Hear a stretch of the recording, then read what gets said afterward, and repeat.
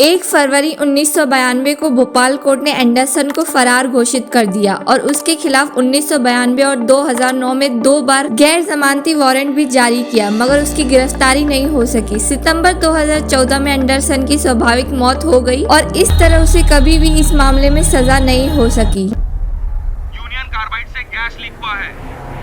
What does this gas do?